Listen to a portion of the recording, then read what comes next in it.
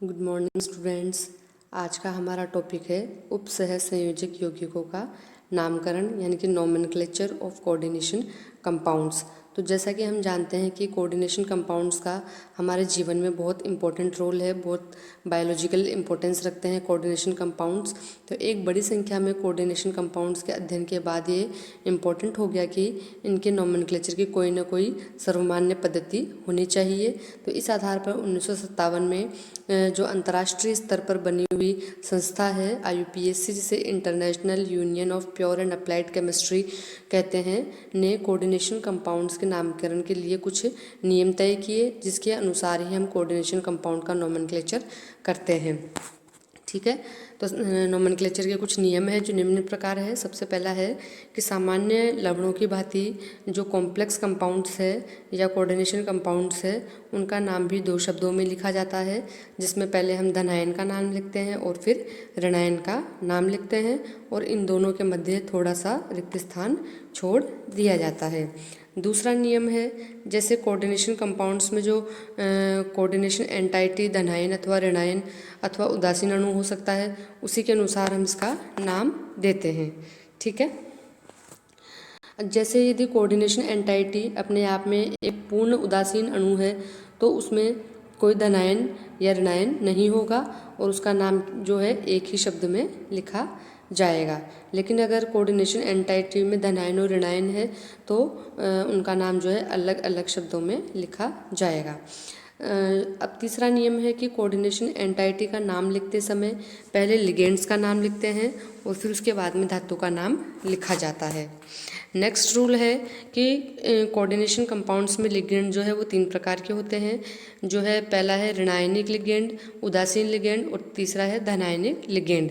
जिन्हें हम कैसे लिखते हैं, क्योंकि हमने बताया कि कोऑर्डिनेशन एंटाइटी का नाम लिखते समय पहले लिगेंड्स को लिखा जाता है, तो लिगेंड्स को लिखेंगे हम अल्फ़ाबेटिकल ऑर्डर में। ठीक है, अल्फ़ाबेटिकल ऑर्डर में लिगेंड्स को लिखा जाता है, चाहे इन पर कोई सा भी आवेश क्यों नहीं हो। ठीक है, यानी कि अगर किसी कोऑर्डिनेशन कंपाउंड में एक से अधिक प्रकार के लिगेंड उपस्थित हो तो हम उन्हें अल्फ़ाबेटिकल ऑर्डर में अरेंज करते हैं। पांचवा है आपके, यदि संकुल आयन या अणु में एक से अधिक समान लिगेंड हो तो उन लिगेंड को लिखने में हम नाम में जो है प्रीफिक्स क्या लगाएंगे, डाई, ट्राई, टेट्रा आदि लगाएंगे। ठीक है, फॉर एग्जांपल जैसे 2 एक जैसे लिगेंड हो तो हम डाई, 3 एक जैसे लिगेंड हो तो ट्राई, 4 हो तो टेट्रा, 5 हो तो पेंटा, 6 हो तो हेक्सा, इस प्रकार से लिखते हैं। तो लिगेंड को जब हम अल्फ़ाबेटिकल ऑर्डर में अरेंज करते हैं तो यहाँ पर ये डाई, ट्राई, टेट्रा जैसे प्रीफिक्स है, इनका हमें ध्यान नहीं रखना है।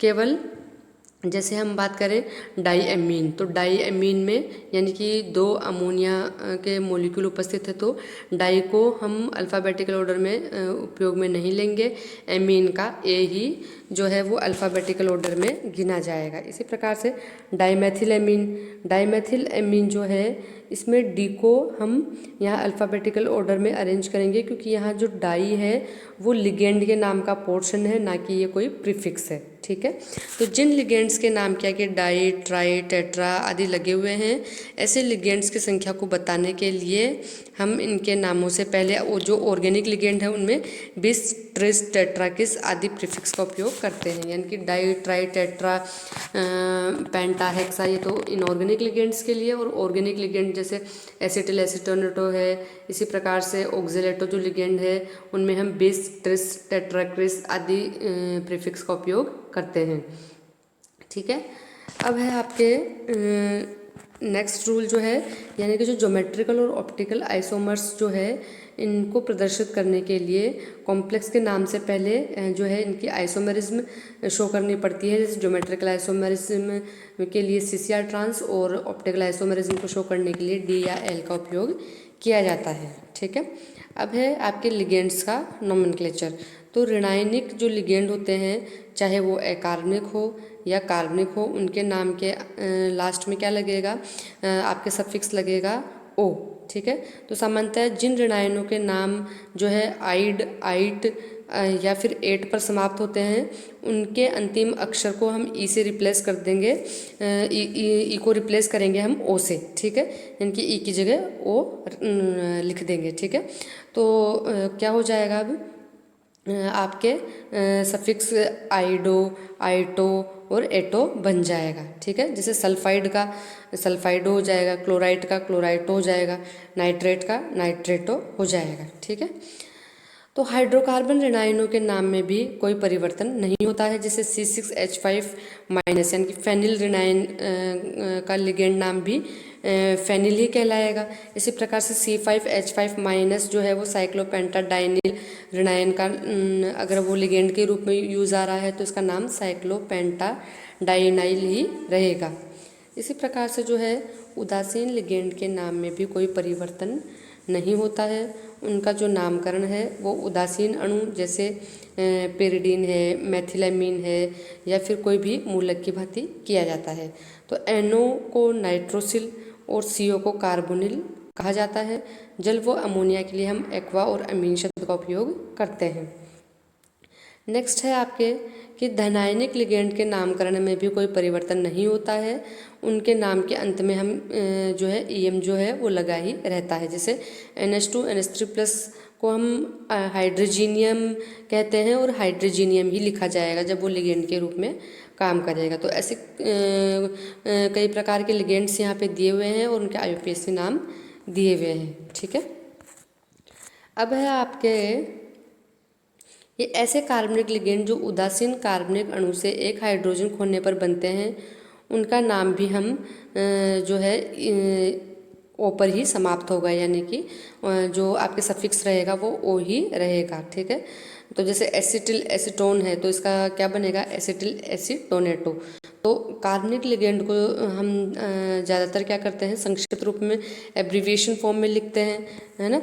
जैसे एसिटिल एसीटोनेटो को हम ACAC रूप में लिखते हैं। इसी प्रकार से साइक्लोपेंटाडाइनिल लिगेंड को हम जो है CP के रूप में लिखते हैं। इस प्रकार से कई प्रकार के लिगेंड यहाँ पर दिए हुए हैं जिनको हम संक्षिप्त रूप में जो है लिखते हैं जब वो लिगेंड के रूप में काम आता है उसका सूत्र लिखते समय। फिर नेक्स्ट है आपके लिगेंड्स के नोमेनक्लेचर में कि कार्बनिक लिगेंड तथा एक से अधिक ऑक्सीजन परमाणु युक्त जो ऑक्सो एनायन के सल्फर, सेलेनियम आदि के जो व्युत्पन्न नामों को हम लिखते हैं कोष्ठक में, ठीक है। अब है आपके जो एम्बिडेंटेंट लिगेंड के नाम लिखते समय हमें ये बताना पड़ता है कि धातु परमाणु के साथ कौन से डोनर एटम ने कोऑर्डिनेट बॉन्ड बनाया हुआ है। उसके पहले हम कप्पा टर्म लिखते हैं, ठीक है। जैसे आपके मेटल से अगर SCN लिगेंड है तो सल्फर ने बनाया हुआ है या फिर नाइट्रोजन ने बनाया हुआ है। इसको प्रदर्शित करने के लिए हम कप्पा टर्म का यूज़ लेंगे। अगर सल्फर ने मेटल के साथ बॉन्ड बनाया हुआ है तो हम बोलेंगे इस लिगेंड को थायोसाइनेटो कप्पा S। और अगर आपके यहाँ पे नाइट्रोजन ने बॉन्ड बनाया हुआ है मेटल के साथ में तो हम इसे बोलेंगे जो है आइसो थायोसाइनेटो कप्पा N, ठीक है। इसी प्रकार से जो है NO2 लिगेंड को नाइट्राइटो कप्पा N और ONO लिगेंड को हम नाइट्राइटो कप्पा O लिखते हैं, ठीक है।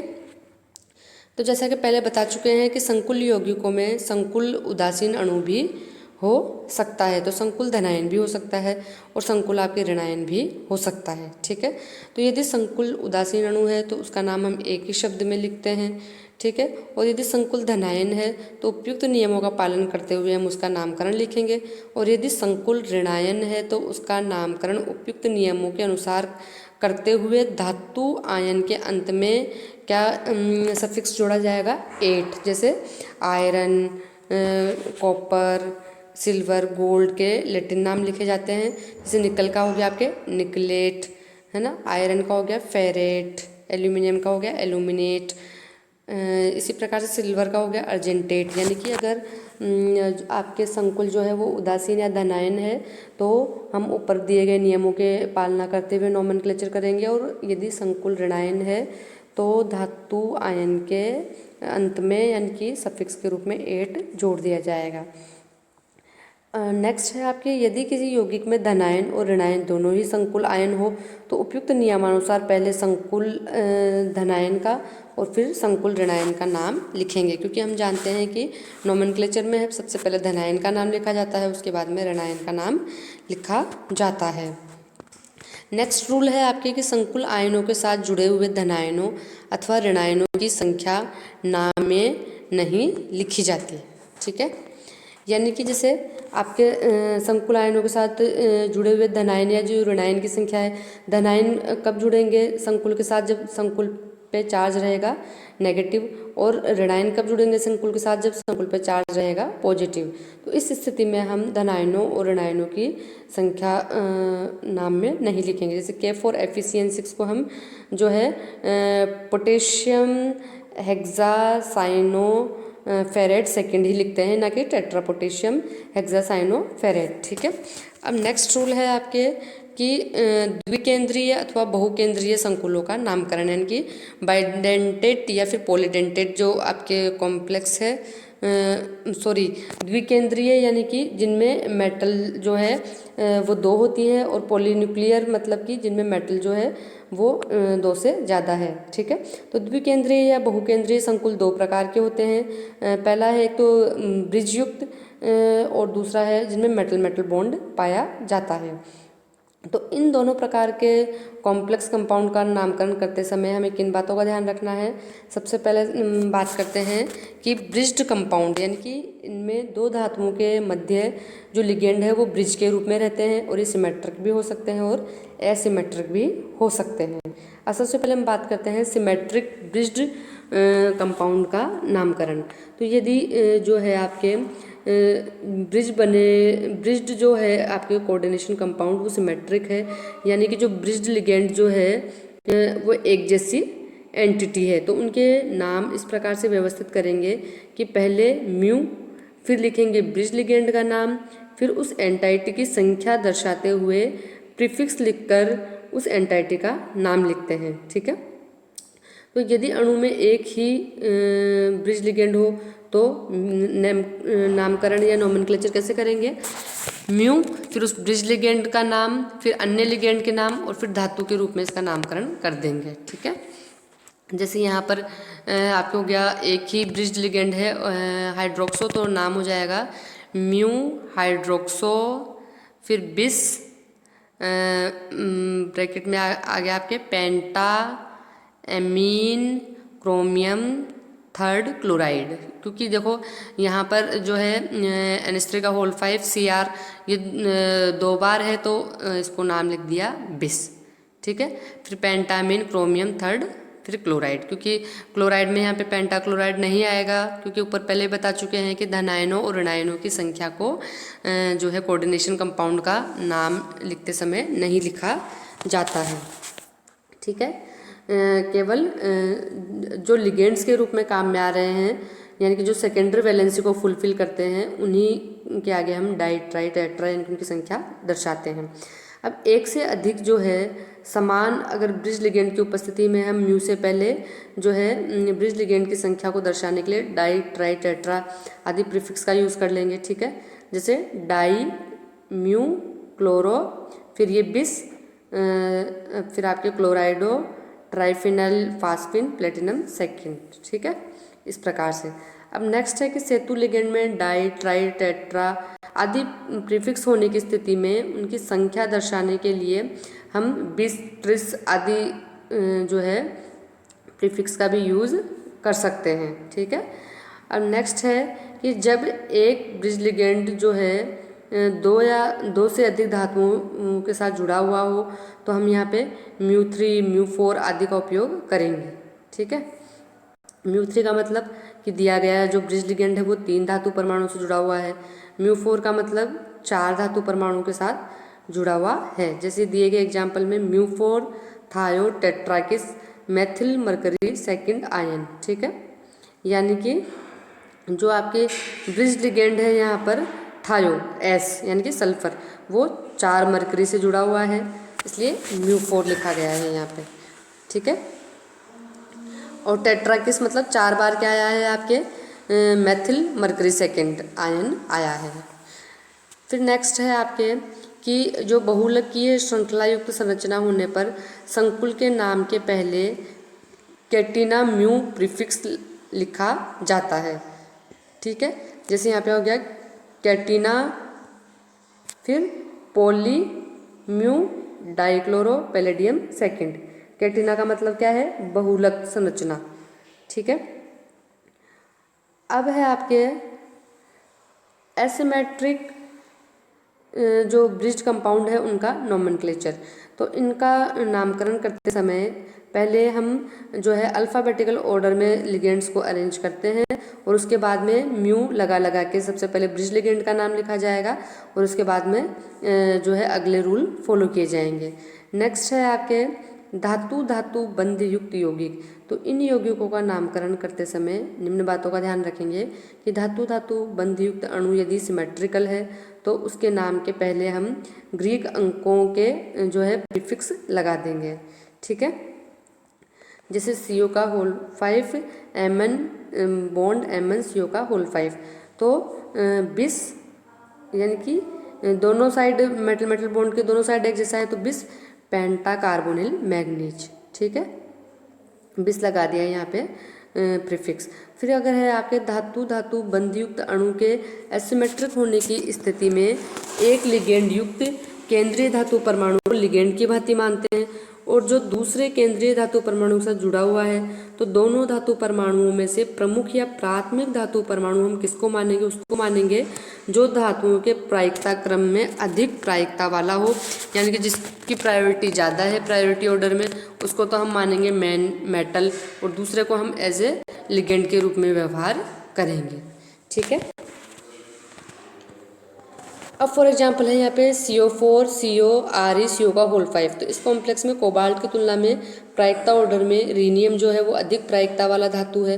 तो अतः हम बोलेंगे इसे रीनियम का संकुल मानते हुए पेंटा कार्बोनिल टेट्रा कार्बोनिल कोबाल्टियो रीनियम नाम देंगे।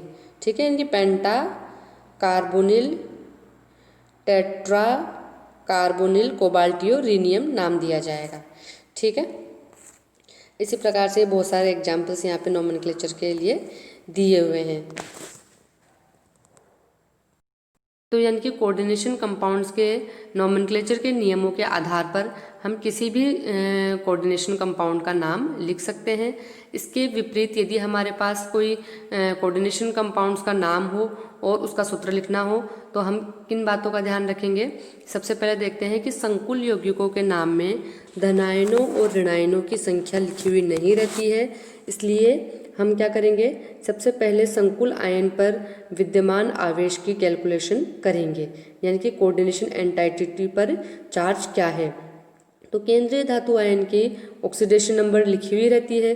तो विभिन्न लिगेंडों की संयोजकताओं के आधार पर हम संकुल आयन पर स्थित आवेश की कैलकुलेशन करेंगे, यानी कि हम जानते हैं कि कौन से लिगेंड पर कितना चार्ज होता है और मेटल पर चार्ज ये रोमन लेटर्स में ब्रैकेट में दिया हुआ ही रहता है। तो इन दोनों के आधार पर हम कोऑर्डिनेशन एंटाइटी के कुल चार्ज की कैलकुलेशन करेंगे और उसी के आधार पर धनायन और ऋणायन की संख्या लिखेंगे। सूत्र लिखते समय दूसरी बात का ध्यान रखनी है कि पहले धनायन का सूत्र लिखा जाएगा फिर ऋणायन का सूत्र लिखा जाएगा।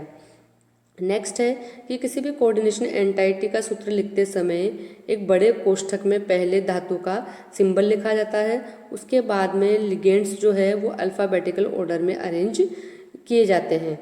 तो सूत्र का जो पहला अक्षर होता है उसके आधार पर अल्फ़ाबेटिकल ऑर्डर का यहाँ पे निर्धारण किया जाता है।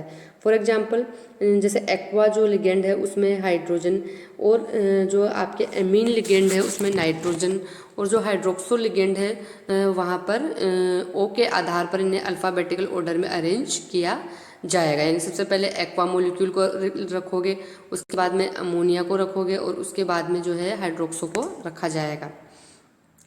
ठीक है, फिर है आपके पिरिडीन जैसे जो आपके विषम चक्रीय यौगिक है, हेट्रोसाइक्लिक जो कंपाउंड है उसमें हम मानेंगे नाइट्रोजन को अल्फ़ाबेटिकल ऑर्डर में काउंट करेंगे। ठीक है, और इसकी जो प्रायोरिटी है वो हम यहाँ पर एमीन से अधिक मानते हैं। ठीक है, और अधिक नाइट्रोजन वाला जैसे एथिलीन डाइएमीन जो है इसकी जो प्रायोरिटी है वो पिरिडिन से कम होती है। ठीक है, यानी कि यहाँ पर पिरिडिन की प्रायोरिटी क्या है, ज़्यादा है। ठीक है, अब है आपके नेक्स्ट की संकुल धनायन अथवा ऋणायन भी हो सकता है। यदि आप संकुल धनायन हो तो उस स्थिति पर क्या होगा कि उस पर जो धनावेश है उसको उदासीन करने के लिए जितने ऋणावेश की आवश्यकता हो उसके आधार पर हम ऋणायनों की संख्या से उसे बैलेंस कर देंगे। और इसके विपरीत यदि आपके संकुल ऋणायन हो तो उस पर स्थित ऋणावेश के अनुसार ही हम धनायनों की संख्या को बैलेंस करेंगे। ठीक है, नेक्स्ट है आपके यहाँ पे बहुत सारे एग्जाम्पल्स दिए हुए हैं जिसके आधार पर हम यहाँ पर सूत्र लिख लिख के प्रैक्टिस कर सकते हैं। ठीक है।